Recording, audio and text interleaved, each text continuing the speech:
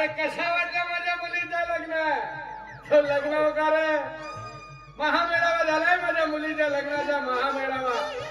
एखाद्या मंत्र्याच्या मुलीच्या लग्नात राहत नाही एवढे लोक.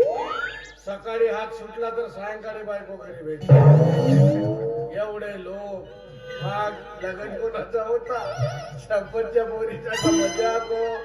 अरे 2 ते 3 महिने झाले माझ्या मुलीचं लग्न होऊन तरी लोकांच्या हाताची वाद जेवायला आहे तर भाजी कशी झाली?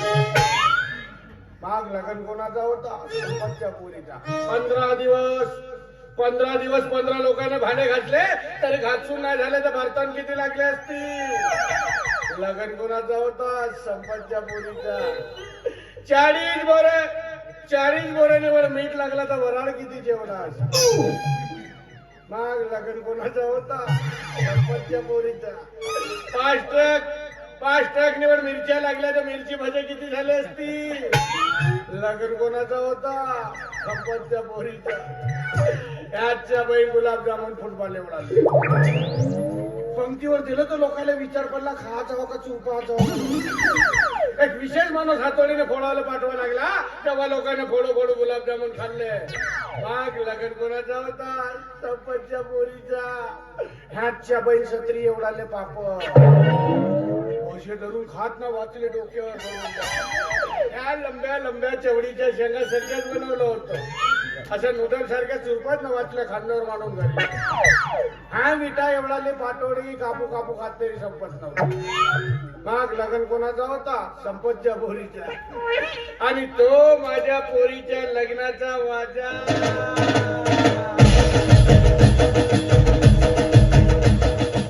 नुसतं नाव घेतलं तरी लोकांच्या मनात धून तयार होते.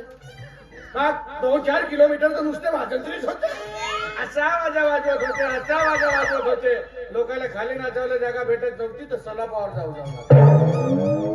जे वावरात होते ते वावरात नाचत होते. मग लग्न कोणाचा होता? संपतच्या पोरीचा. अरे एक घोडा लागत होता तरी 2 पांढरे शुभ्र घोडे बोलावलो. अरे जावई माझा दष्ट पुष्ट आहे. जर घोड्यावर बसला ना घोडा खाली बसला म्हणून एक पेअर मध्ये ठेवलं होतं. दुःख एका गोष्टीचा होता. घोडा पांढरा जावई माझ्या काळात. लंडन वरून मेकअप मॅन बोलावलं आणि त्यानं असा माझ्या जावयाला घोडा केला, असा घोडा केला. त्यामुळे घोड्यावर जावई बसला का जावईवर घोडा बसला तोच. मग लगेच कोणाचा होता? संपतच्या पोरीचा. अरे तुफान अशी मांडवाडणी केलं 25 हल्ले कापलं तरी कमी पडलं. पेटी हल्लं खुरा हल्लं केवळ संगीसाठी विशेष व्यवस्था. मग लग्न कोणाचा होता? संपतच्या पोरीचा. काल परवा माहिती आली माझी पोरगी 2 जीवाची आहे म्हणून 5 बोरे काजू पाठवलं. माझी पोरगी असे दुरून काजू खाते. खाली पडले त्या कोंबड्या खातील त्या कोंबड्या आम्ही खाऊ. मग माझी पोरगी ना असा नाचू कसा झाला पाहिजे? महाराष्ट्र हिंद केसरी पैलवान झाला पाहिजे. अरे रस्त्याने हालत गेला चालत गेला तर रस्ता हल्ला पाहिजे. चुकून धावत गेला तर पायातून भोंगा निघाला पाहिजे. मग नाचू कोणाचं? संपतचा. या गावातल्या पोरी माझ्या पोरीचं सुख पाहून झुरते. आपल्या बापाला म्हणते लग्न करशील तर संपत काकासारखा कर. मी म्हणालो काका कशाला म्हणता? मुलेच बाबा म्हणा मी तुला घेतला.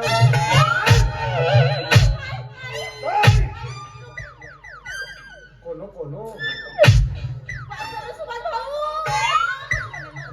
सुभाच्या मधामध्ये पडलो करायचं तुझ्यावर परसवी. कोणाचा जावई होतो उभ्या गलीना पोरीला सुटवत नाही. सुतावला तिच्या माय बापाला सुताव. अळवेना कशी पोरगी पैदा केला ते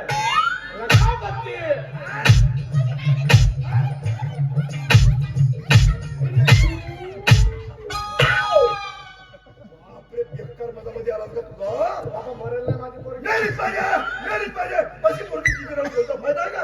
साला पुऱ्या गावभर माझ्या नावाची बदनाम करून ठेवली. बदनामी म्हणजे कोणाच्या भांडे घासलीस हो? अरे भांड्याची गोष्ट नाही. साला सुपारीची खाण नाही खाऊ मी.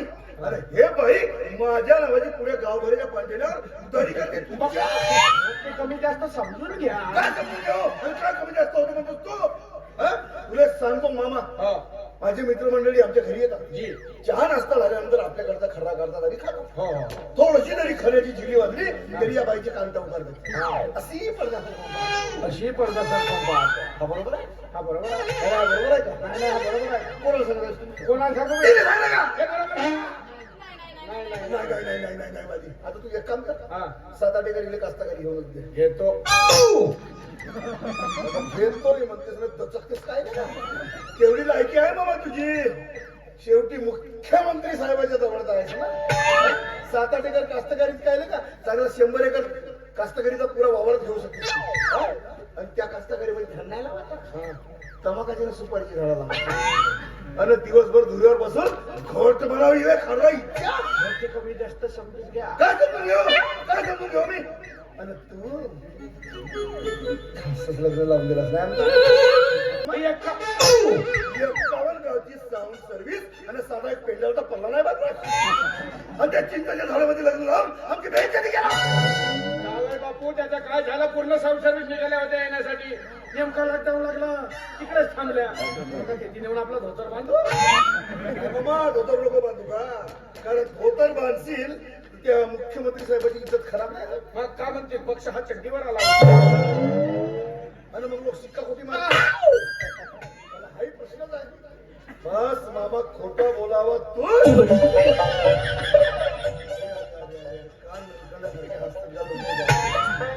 हा तर खोटा बोलते पण याची पोरगी तर जितकी खोटी बोलते साला 10 पट खोटी बोलणार नाही याची पेक्षा. डोळ्याची पापडी नाही पडते एवढ्या सफाईनं खोटी बोलते. मामा ते मिरची भाजी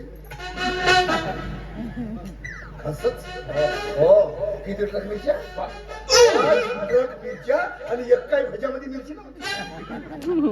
त्या लंब्या लंब्या करोडीच्या शेंगा टाकून ते भज्या जावई बापूच्या तोरोट्याच्या शेंगा नव्हे त्या मिरच्या होत. या वर्षीच्या वातावरणामुळे कुपोषित पिकल्या. मिरच्या कुपोषित पिकत नाही. नाही नाही मामा तू म्हणतेस तर काही होऊ शकते म्हणा. हो हो हो बस खोटा बोलावं तूच. मामा कधी कधी मला असं लागते का एखादं शिष्टमंडळ घेऊन त्या मुख्यमंत्री साहेबाकडे चाललाच जावा. कशाला म्हणजे या माणसाला फोकणारा पुरस्कार द्या म्हणून.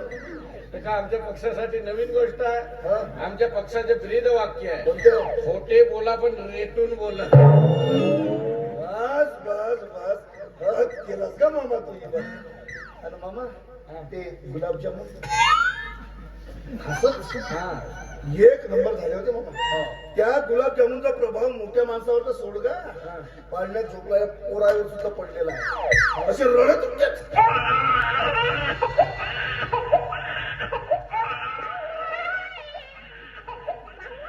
तुमच्या गावी यमुनेचा असेल लग्नाच्या दिवशी मायाच्या पोटात.